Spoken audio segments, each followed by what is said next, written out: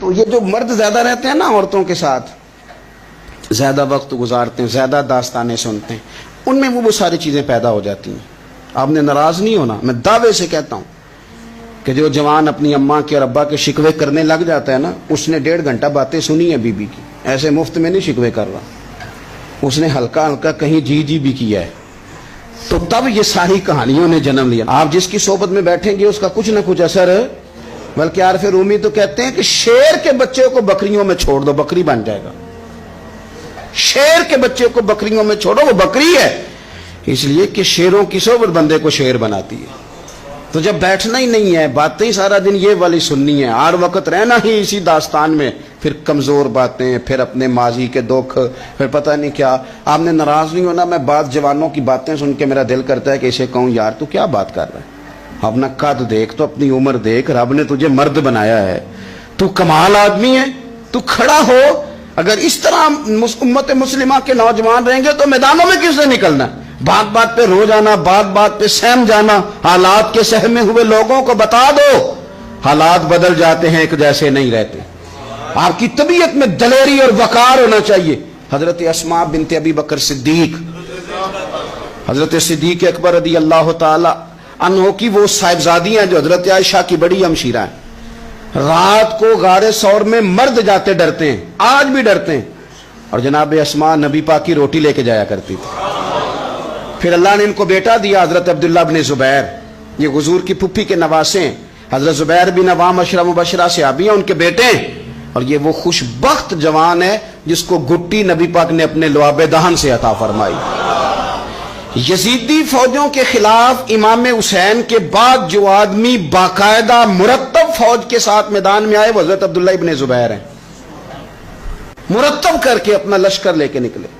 حضرت اسماء بوڑھی ہو گئی تھی، 90 سال عمر تھی، نظر نہیں آتا تھا۔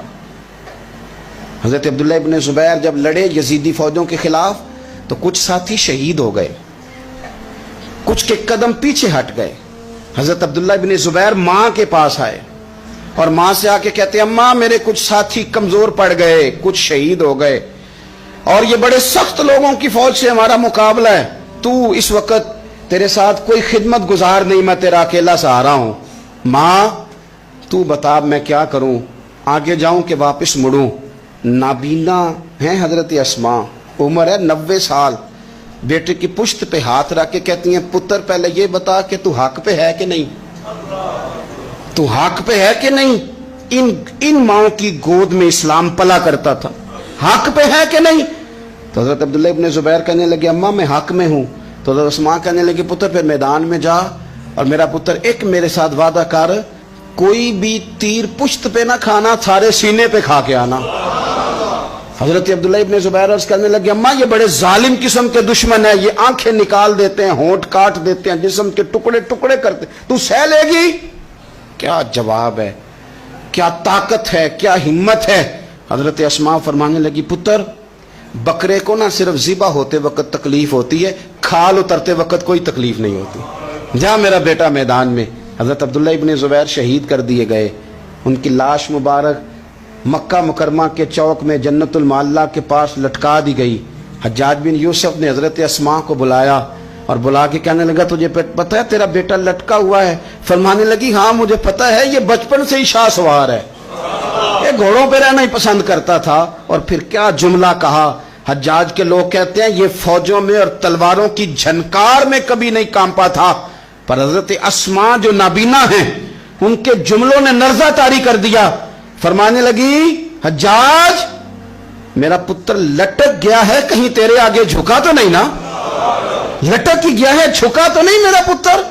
14 دن تک لٹکے رہے، لاش مبارک لٹکی رہی، لیکن حضور کا لعاب دہن تھا نا، لوگ کہتے ہیں قریب سے گزرتے تھے تو دور دور تک خوشبوئیں پھیلی ہوئی۔